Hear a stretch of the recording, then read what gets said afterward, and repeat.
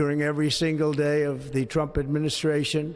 ñande kala e nder laamu Trump momin ardin Amerik ma jimandi men e kisal men gartire ko ɓuri tentude men ko sosde gendi mawnudi e rimdudi e dow ndimagu ɓoytani Amerik ɓurta mawnude ɓurta heɓde sembe no feewi.